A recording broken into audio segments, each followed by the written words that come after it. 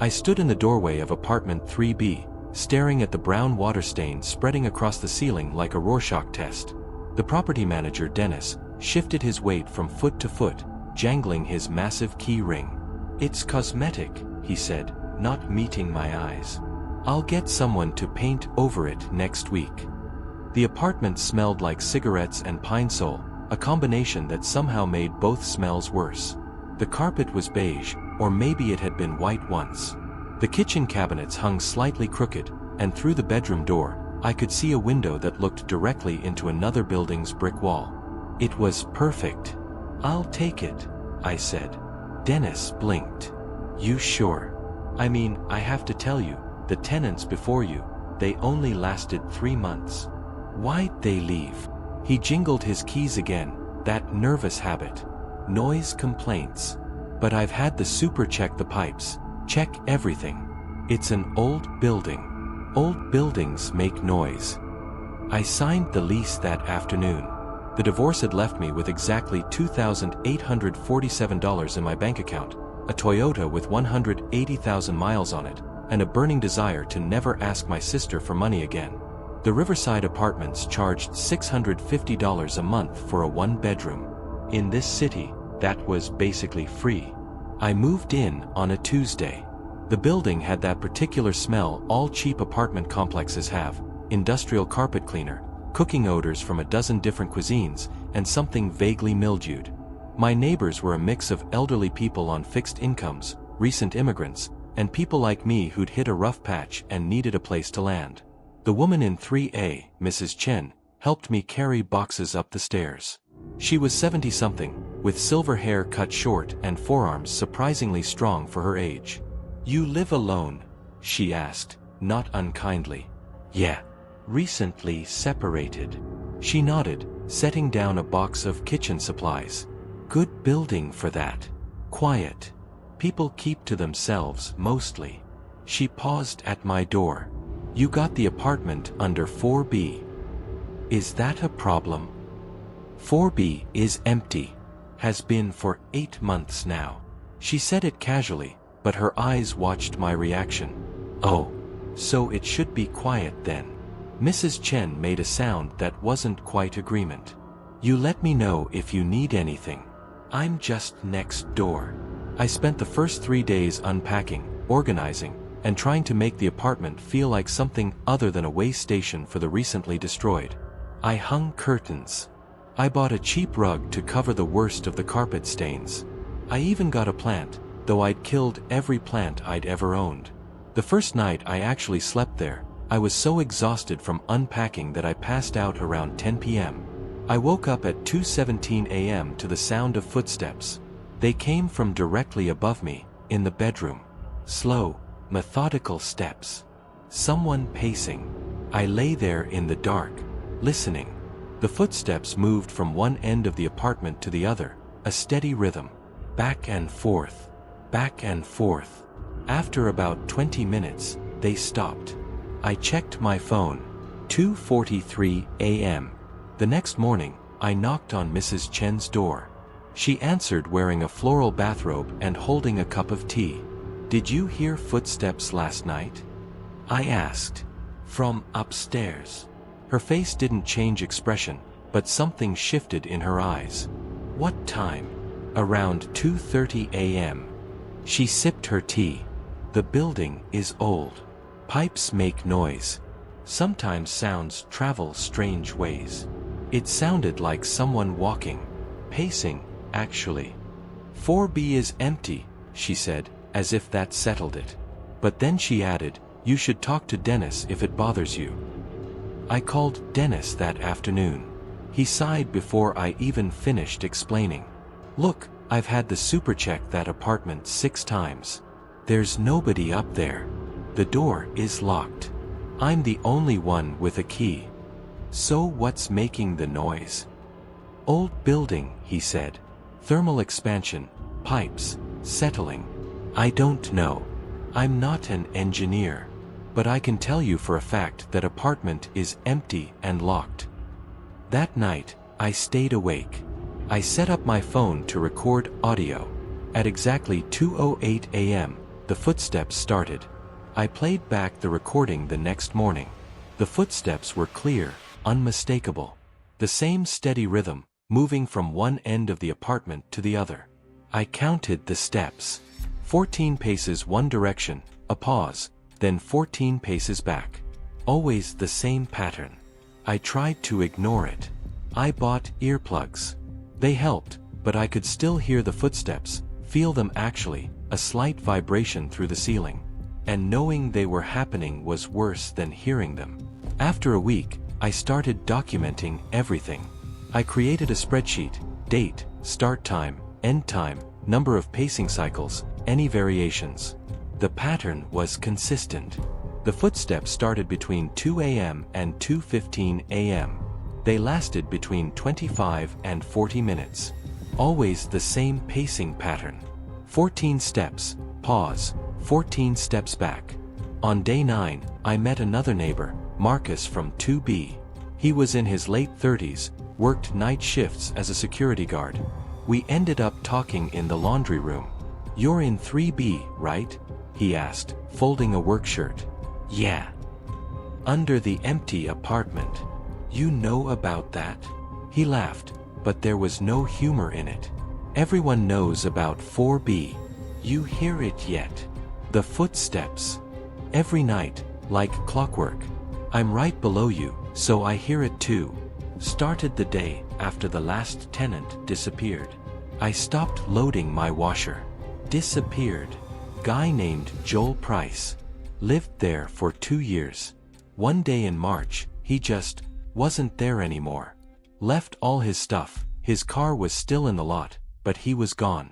Dennis had to get a court order to clear out the apartment. Did the police investigate? Marcus shrugged. Filed a missing persons report. But he was an adult, no signs of foul play. People disappear sometimes. Especially people with nowhere else to go. And the footsteps started after he left. Night after Dennis cleared out the apartment. 2 a.m., like something was set on a timer. I thought about that all day. That night, I didn't just record the footsteps. I recorded myself watching the ceiling, narrating what I heard. 2:11 a.m. Footsteps starting. Beginning at the far end of the bedroom, moving toward the living room. 14 paces. Pause. Now coming back. The pause is about 5 seconds. The steps are evenly spaced, about 1 per second. I did this every night for a week. I became obsessed with it. The methodical nature of it was somehow worse than if it had been random. Random could be pipes, could be the building settling. But this was too precise, too human. On day 16, Mrs. Chen invited me over for tea. Her apartment was identical to mine in layout, but felt completely different. She had plants everywhere, photos on the walls, furniture that actually matched. "You're not sleeping," she observed, pouring jasmine tea into delicate cups. "The footsteps. I know. Everyone in this building knows. Why doesn't anyone do anything?" She settled into her chair, wrapping both hands around her cup. "What would we do? Dennis has had people check. There's no one there. The door stays locked. But every night, 2 a.m., something walks up there. You hear it too. My bedroom is on the other side, so not as much as you. But yes, I hear it sometimes." She paused. "The people before you, they tried to break into 4B. Dennis called the police on them. What were they looking for? Same thing you're looking for. An explanation." That night, I stood in my bedroom at 2 a.m., staring up at the ceiling. When the footsteps started, I spoke out loud. "I know you're there. I don't know who or what you are, but I know you're there." The footsteps continued their methodical pattern, unaffected by my words. On day 23, I met the tenant from 1B while checking my mail. Her name was Sarah, mid-20s, with dyed blue hair and a neck tattoo of a raven. "You're in 3B, she said. It wasn't a question. How'd you know? You have the look. Something is seriously wrong, but everyone tells me I'm crazy, look. I had it too when I first moved in. The footsteps. Yeah, I'm not directly under it, but I can hear them sometimes through the walls. The guy before you, he actually tried to talk to Dennis about breaking down the door. Dennis threatened to evict him. What do you think it is? Sarah leaned against the mailboxes. I think something really bad happened in that apartment, and it left an impression, like a recording that plays on a loop. My boyfriend thinks I'm nuts, but I can feel it, you know? There's something wrong with that room. That night, I couldn't sleep even before the footsteps started. I paced my own apartment, 14 steps from bedroom to living room, 14 steps back, trying to match the pattern I'd memorized. Why 14 steps? Why the 5-second pause? Why always between 2 and 4 a.m.? At 2:06 a.m., the footsteps started above me. I stood in my bedroom, following along with my own feet, matching the rhythm. 14 paces. Pause. 14 paces back. Over and over. At 2:47 a.m., they stopped. I stood there in the dark, breathing hard, and realized I was terrified. Not of the footsteps themselves, but of the implication. Something had happened in that apartment. Something that left an echo, a repetition, a pattern burned into the fabric of the building itself. The next day, I went to the library and searched for information about the Riverside apartments. I found an article from March, 8 months ago. Local man reported missing. Joel Price, 34, was reported missing by his employer after failing to show up for work for 3 consecutive days. Price's car and personal belongings remain at his apartment at the Riverside Apartments, but he has not been seen since March 12. Anyone with information is asked to contact the police. I searched for follow-up articles. Nothing. Joel Price had simply vanished from the record. Back at the apartment, I knocked on every door in the building, talking to anyone who'd lived there when Joel was still around. Mrs. Chen had seen him occasionally. Quiet man.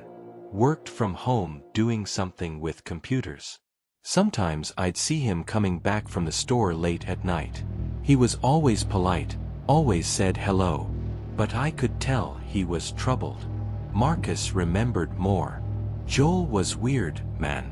I'd run into him in the hallway at like 3 a.m. sometimes. He had insomnia bad. Said he couldn't sleep, so he'd walk. Just walk up and down his apartment for hours. I told him he was gonna drive the people below him crazy, but he said he couldn't help it. Said he had to move or he'd lose his mind. 14 paces. Pause. 14 paces back. The pattern was Joel's. He'd worn it into the floorboards night after night, month after month, until it became part of the building itself. But that didn't explain why it continued after he disappeared. That didn't explain the methodical precision, the exact timing, the way it started at 2 a.m. every single night. On day 31, exactly 1 month after I'd moved in, I decided I needed to see inside 4B. I tried Dennis first. I need to inspect the apartment above me. There might be a leak or something causing the noise. There's no leak. The apartment is empty and locked. End of discussion. Then let me see it. Just 5 minutes. No. Why not? What are you hiding? His voice got hard. I'm not hiding anything. That apartment is empty. The previous tenant's belongings were removed according to legal procedure. There is nothing to see. And if you break into that apartment, I will evict you and call the police. Am I clear? Crystal. That night, I talked to Sarah. She was in. I've wanted to get in there since I moved in, she said. I tried to pick the lock once, but Dennis has some serious deadbolts on that door. We'd need tools. Marcus has tools. He does construction on the side. Marcus took more convincing, but eventually agreed. Just to look. We take pictures, we document whatever we find, and we leave. No stealing, no damage. Agreed. We chose a Tuesday night when Dennis was typically at his girlfriend's place. At 1:30 a.m., the three of us stood outside apartment 4B. The door had 2 deadbolts and a regular lock. Marcus worked on them with a tension wrench and pick, talking us through the process in a whisper. "This is so illegal," Sarah muttered. "We're documenting a disturbance," I said. "That's all." After 20 minutes, something clicked. Marcus turned the handle. The door opened. The smell hit me first. Not decay, nothing like that. It smelled like nothing. Like air that had been sealed away and forgotten. We stepped inside, pulling the door closed behind us. The apartment was identical to mine in layout. But where mine was cluttered with my belongings, for B was empty. Completely empty. No furniture, no belongings, nothing but bare walls and carpet. "Dennis wasn't lying," Marcus said. "It's cleared out." But I was looking at the floor. In the bedroom, in the carpet, I could see a path worn into the fabric. A clear line from the bedroom to the living room and back. 14 paces each way. "Look at this," I whispered, pointing. Sarah knelt down, running her hand along the worn path. "This isn't new. This is years of walking. The same path, over and over." We moved into the bedroom. The carpet there showed the same wear pattern. But there was something else. On the hardwood floor near the window, scuff marks. Fresh scuff marks, like someone had recently paced this exact path. "The apartment has been empty for 8 months, Marcus said slowly. "How are these fresh?" I pulled out my phone, taking pictures.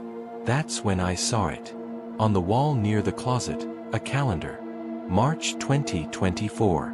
Every single day had been crossed off with red X's, angry slashes that had torn through the paper in places. Every day except one. Tomorrow's date. My hands started shaking. "We need to check the closet." The closet door was partially open. Marcus pulled it the rest of the way. Inside, on the shelf, was a cardboard box. "Don't," Sarah whispered. "We should leave." But I was already reaching for it. Inside the box were photographs. Dozens of them. Polaroids. The first one showed Mrs. Chen asleep in her bed. The angle suggested it had been taken from inside her bedroom, standing over her.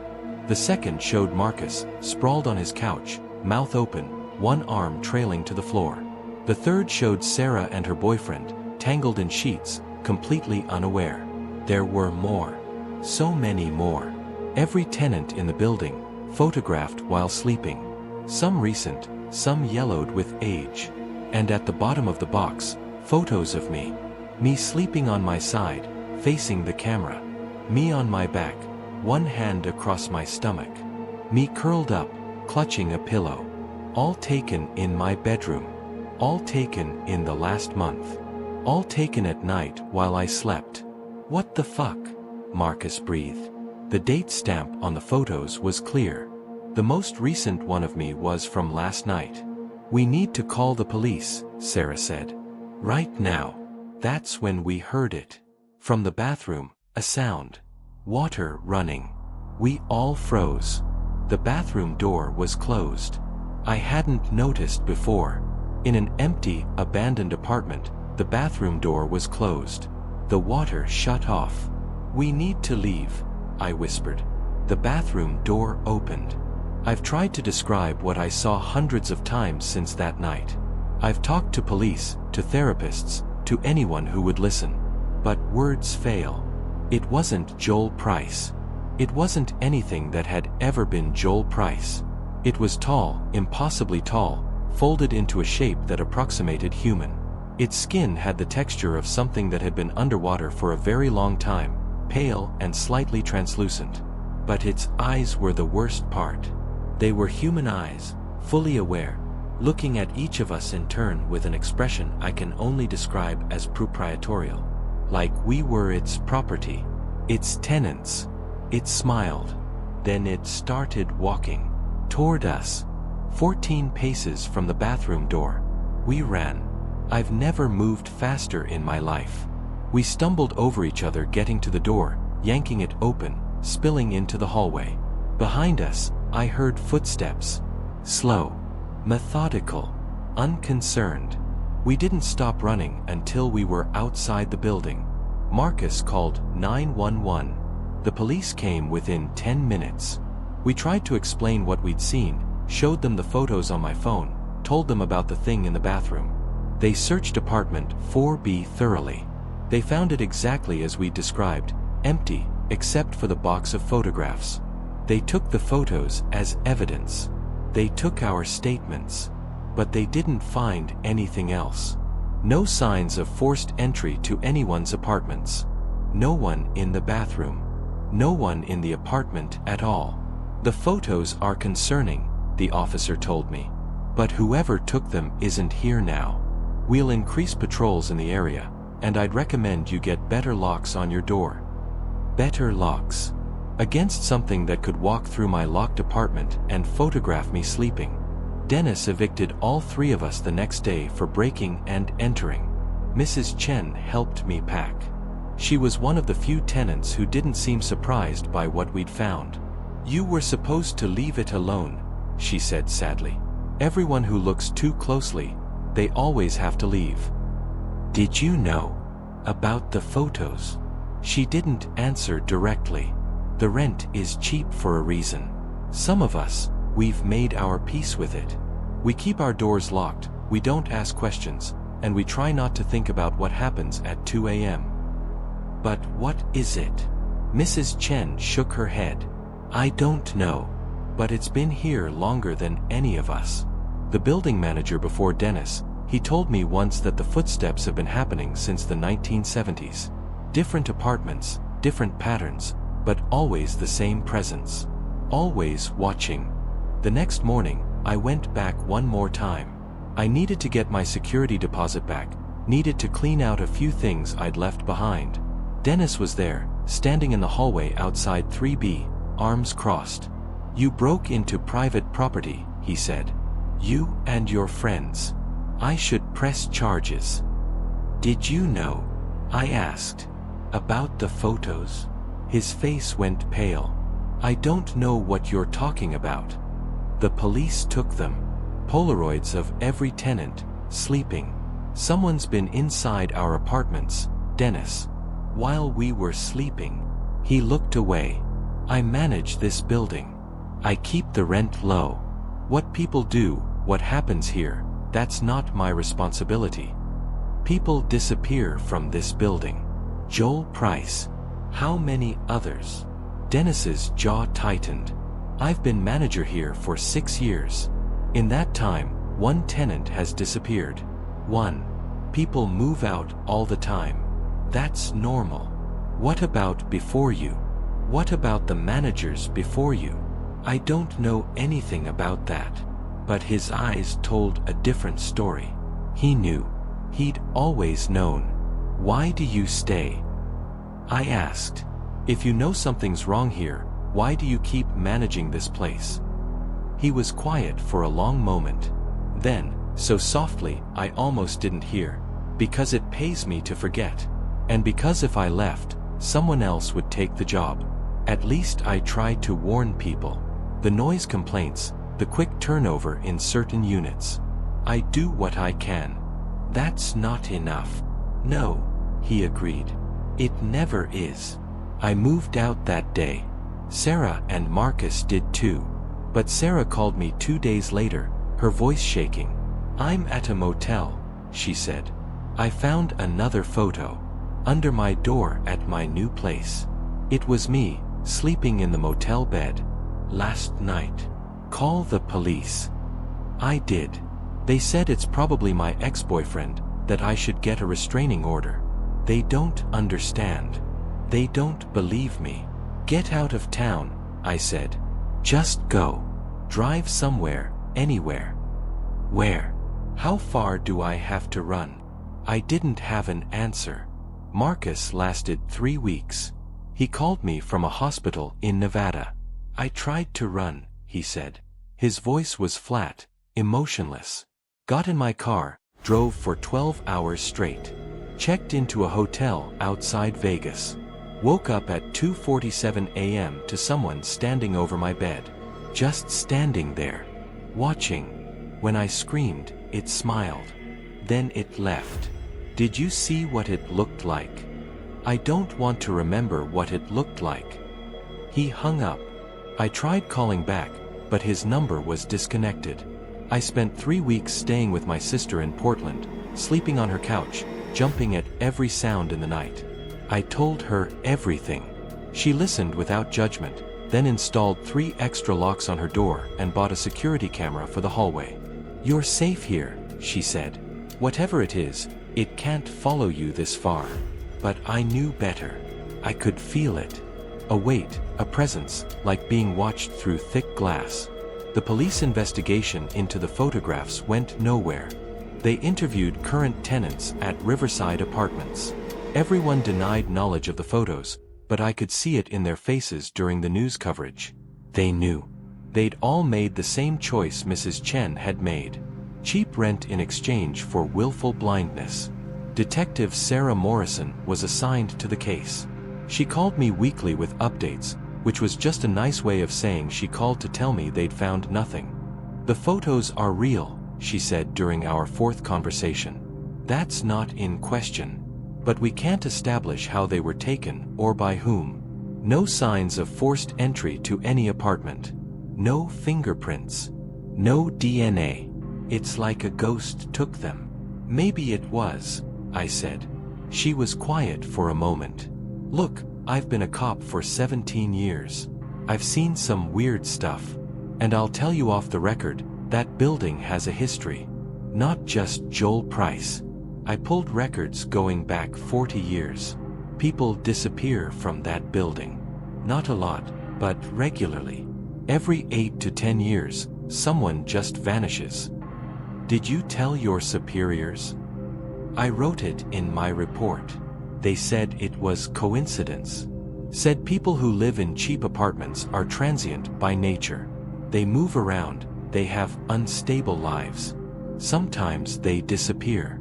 Statistically normal." "What do you think?" "I think statistics don't explain photographs of people sleeping. I think something is very wrong with that building. But I can't prove it, and without proof, there's nothing I can do." She paused, then added, "Be careful. Whatever this is, it's patient. It's been doing this for decades. I don't think it's done with you." I spent my nights researching. The Riverside Apartments were built in 1971 on the site of a previous building that had burned down in 1969. Before that, it had been a boarding house. Before that, going back to the early 1900s, the land had been part of a larger estate. I found records of disappearances. A boarding house tenant in 1956. A family's teenage daughter in 1928. A groundskeeper in 1902. Always the same pattern. Someone would vanish without a trace, leaving behind their belongings, their lives, everything. And in every case, before they disappeared, neighbors reported hearing footsteps. Pacing. Always at night. Always the same methodical pattern. I found something else too. In a digitized archive of a local newspaper from 1903, a small article about the groundskeeper who disappeared. Martin Hollis, age 34, has not been seen for 3 weeks. His employer, Mrs. Evelyn Whitmore, reports that Hollis had complained of insomnia and would often walk the grounds at night to tire himself. His personal effects remain in his quarters, but he has vanished without trace. Mrs. Whitmore noted that Hollis had recently expressed fear that something was watching him during his nightly walks. 14 paces. Pause. 14 paces back. The pattern was older than the building. Older than the boarding house. It was embedded in the land itself, like a ritual worn into the earth through repetition. But why? What was it? And why did it take people? I made the mistake of searching for Joel Price's social media. His Facebook was still active, frozen in time. The last post was from March 12, 8 months ago. "Can't sleep again. Haven't really slept in weeks. I hear it getting closer every night. I've tried everything. Maybe I should just give in. Maybe that's what it wants." The comments were mostly friends telling him to see a doctor, to try meditation, to exercise more. Normal advice for normal insomnia. But one comment, from a user with no profile picture and a random string of numbers as a name, said simply, 14 paces. You're almost ready. The comment was posted at 2:14 a.m. I checked the user's profile. The account had been created in March, posted that one comment, then never used again. But looking at the account's friends list, I found something that made my blood run cold. The account was friends with over 40 people. I clicked through them. Every single one had lived at the Riverside Apartments at some point. Many of the profiles were memorialized, the Facebook designation for deceased users.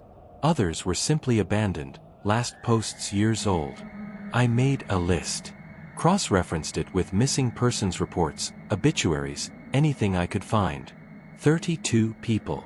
32 residents of the Riverside Apartments or its predecessor buildings who had disappeared or died under unusual circumstances since 1971. That's when I understood. This wasn't a haunting. It wasn't a ghost or a spirit or an echo. It was something that fed on patterns, on routines, on the paths we wear into our lives through repetition. Joel Price had insomnia. He'd paced his apartment every night for months, maybe years, walking the same path over and over, until the pattern was so deeply ingrained that it became permanent. And when the pattern was complete, when he'd walked it so many times that he'd become part of it, the thing that lived in the pattern took him. And it would keep walking his path, every night, waiting for the next person to establish a pattern of their own. I thought about my own routines. The way I always made coffee at 6:30 a.m. The way I always checked my phone before bed. The way I always triple-checked the locks before sleeping. Patterns. I was creating patterns. We all were. My sister found me passed out at her computer at 4 a.m., surrounded by printouts and notes.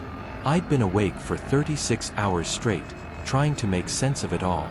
You need to sleep, she said. I can't. If I sleep, it might come. If I establish a pattern. Listen to yourself. You're not making sense. You need help. She made me an appointment with a therapist. Dr. Rachel Kim specialized in trauma and PTSD. I told her everything. It sounds like you've been through a very frightening experience, she said. Finding those photographs, seeing something you couldn't explain. That kind of violation of your personal space, your safety, can have lasting psychological effects. It's not psychological. It's real. I'm not saying your fear isn't real. I'm saying that fear can make us see patterns where none exist. It can make us feel like we're being watched, followed, hunted. That's a normal trauma response. I showed her the research, the disappearances, the patterns, the Facebook account. She looked through it all carefully, then said, "This must have taken hours to compile. Days, even weeks. And in that time, have you slept? Not much. Have you eaten regular meals? Seen friends? Gone outside?" I didn't answer. "You're creating your own pattern," she said gently. "A pattern of fear and obsession. And the more you focus on it, the more real it becomes." Maybe she was right. Maybe I was losing my mind. But that night, when I got back to my sister's apartment, there was a Polaroid on her doormat. It showed me, sitting in Dr. Kim's office, from an angle that suggested someone had been standing in the corner of the room. On the back, in red marker, "Good session. Same time next week." I didn't go back to therapy. I went during the day, when the building looked less threatening. Dennis's car was in the lot, but I avoided the manager's office. Instead, I knocked on Mrs. Chen's door. She looked older than I remembered. Thinner. There were dark circles under her eyes. "You shouldn't have come back," she said, but she let me in. Her apartment looked the same, but something felt different. The plants were dying. The photos on the walls were slightly crooked. The tea she poured was cold before she served it, like she'd made it hours ago and forgotten. "You don't sleep either," I said. She smiled sadly. "Not much. Not anymore. Why do you stay?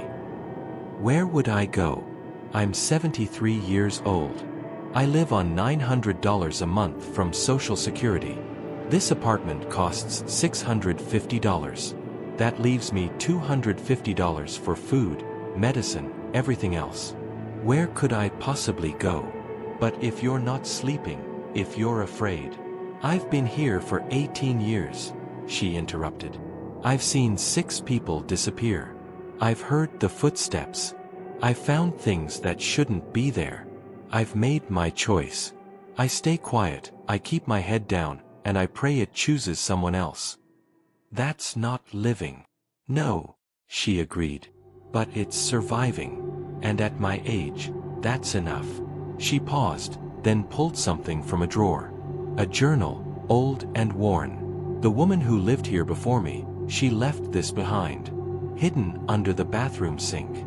I found it when I moved in. I opened the journal. The handwriting was shaky, entries getting progressively more erratic. September 3rd, 1998. Heard footsteps again last night. From 3A this time. Mary's apartment. She says she doesn't hear anything, but I know she's lying. We all hear it. October 12th, 1998. Mary hasn't answered her door in 3 days. Dennis says she moved out in the middle of the night, didn't even tell him. Left everything behind. The footsteps moved to her apartment. They're louder now. December 24th, 1998. I can't stay here anymore. But I have nowhere else to go. My daughter won't return my calls. I spent Christmas listening to something pace in the empty apartment next door. I counted the steps. Always 14.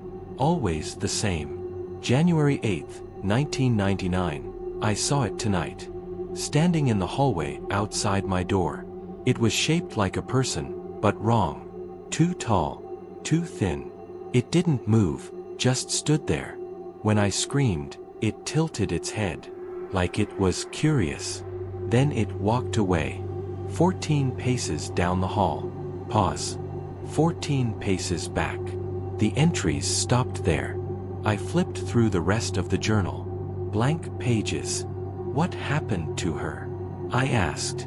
She disappeared in January 1999. I moved in that March. Found the journal 2 weeks later. Mrs. Chen pointed to a specific entry.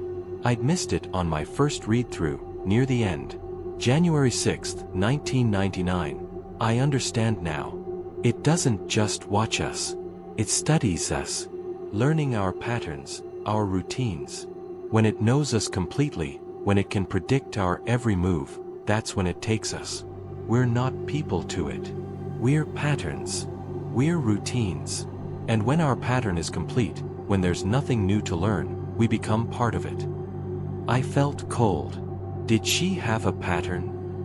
Mrs. Chen nodded slowly. She made tea every night at 9 p.m. Always the same kind. Always the same cup. Then she'd sit in her chair and read for exactly 1 hour. Then she'd brush her teeth, check the locks 3 times, and go to bed.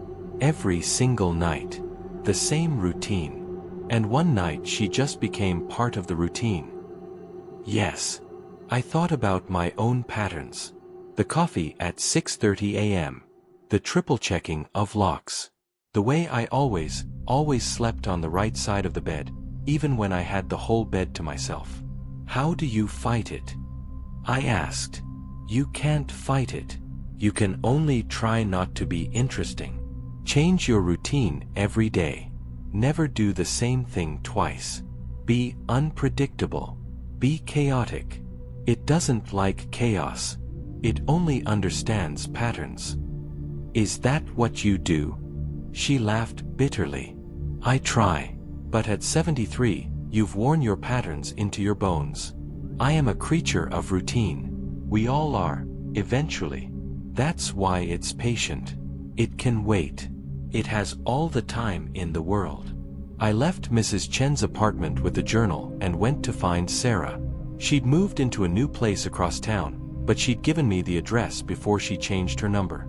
She answered the door with a baseball bat in her hand. When she saw it was me, she lowered it, but only slightly. "You look like hell," she said. "Same to you." We sat in her living room. The furniture was still in boxes. The walls were bare. She'd been there for 3 weeks and hadn't unpacked. "I'm afraid to unpack," she admitted. "Afraid that settling in, making this place home, will create a pattern. So I live out of boxes. I sleep in different rooms. I eat at random times. I'm trying to stay unpredictable. Is it working?" She pulled out her phone and showed me her photos. Polaroids, dozens of them.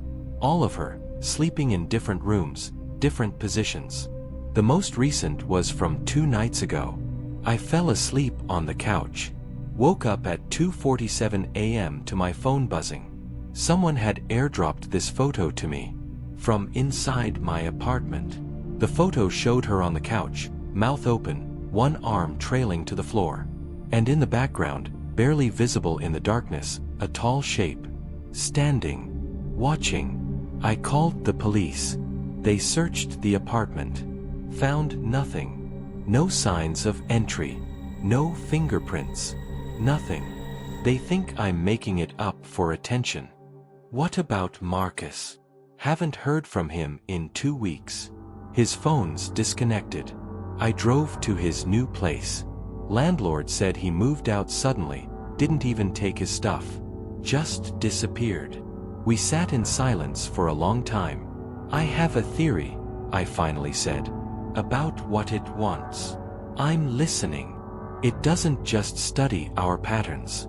It collects them. Every person it takes, it learns their routine, their path, their way of being. And it keeps walking those paths, over and over. That's what the footsteps are. It's walking Joel's pattern. And before Joel, someone else's. Going back decades, maybe centuries. It's a collection of human patterns, all the routines and habits and repetitions that make us who we are." Sarah stared at me. "That's insane. Is it? Think about it. What makes us human? Our routines, our habits, the paths we wear into the world. Every morning I make coffee the same way. You always check your phone before bed. Marcus always parked in the same spot. These patterns, they're us. They're more us than our faces or our names. So what does it do with these patterns once it collects them? I don't know. But I think it's building something. A map of human existence, maybe. Or a trap. Every pattern it learns makes it better at mimicking us, at understanding us, at getting close enough to study the next person. That's a really terrifying theory." "Yeah." Sarah looked at the Polaroid again. "So how do we stop it?" "I don't think we can stop it. But maybe we can starve it. If it feeds on patterns, on routine, then we become unpredictable. We never sleep in the same place twice. We never eat at the same time. We randomize everything. That's not living. That's just surviving. It's what Mrs. Chen has been doing for 18 years. And has it worked for her?" I thought about Mrs. Chen's dying plants, her cold tea, her hollow eyes. "No," I admitted. "It hasn't." The next week was a blur of sleepless nights and paranoid days. I stayed with Sarah. We took turns sleeping, never longer than 3 hours, always in different spots. We left the lights on. We kept weapons close. We checked our phones constantly for airdropped photos. On the 8th night, Sarah fell asleep first. I was supposed to keep watch, but exhaustion caught up with me. I closed my eyes for just a minute. I woke to the sound of footsteps. Not above me. Not in another room. In Sarah's hallway. 14 paces from the living room to the bedroom. Pause. 14 paces back. I grabbed the baseball bat and moved to the hallway. Empty. But I could still hear the footsteps, feel them. A presence moving through the space. I burst into Sarah's bedroom. She was asleep on the air mattress, positioned exactly in the center of the room. Standing over her was the shape from the Polaroid. It was so tall it had to bend almost double to fit in the room. Its limbs were too long, joints bending in ways that hurt to look at. And its face. I don't want to describe its face. It turned toward me slowly, and I saw in its expression something like recognition. Like it knew me. Like it had always known me. Then it smiled. I screamed Sarah's name and swung the bat. The shape didn't move, didn't try to dodge. The bat passed through it like smoke. Sarah woke up screaming. The shape turned back to her, reached out with fingers too long, too pale. I grabbed Sarah and pulled her out of the room. We ran through the apartment, through the door, down 3 flights of stairs. We didn't stop until we were in the parking lot, both of us gasping, shaking. "Did you see it?" I managed to ask. "Yes." "What do we do?" She pulled out her phone with trembling hands and showed me a new photo. Airdropped 30 seconds ago. It showed both of us, asleep in her bedroom. The timestamp said it had been taken 10 minutes from now. "It's not just collecting our past patterns," Sarah whispered. "It's learning our future ones. It knows where we'll be, what we'll do. It's mapped us so completely that it can predict our next move." "That's impossible." "Is it? You check your locks 3 times. I sleep with my phone under my pillow. Marcus always double knots his shoes. We think we're making choices, but we're just following the same patterns over and over. We're predictable. Completely predictable. So we change. We do something it can't predict." "Like what?" I thought about Joel Price, about the journal entry from 1999, about every person who'd disappeared from that building. They'd all tried to change. They'd all tried to be unpredictable. They'd all failed. Because you can't escape your own patterns. They're written into your nervous system, into your muscle memory, into the very way you think. Even trying to be random creates a new pattern. A pattern of attempted randomness. "We have to go back," I said. "Back where?" "To the Riverside apartments. To 4B. We need to understand what it is, where it came from. There has to be something we're missing. Going back is suicide. Staying is suicide.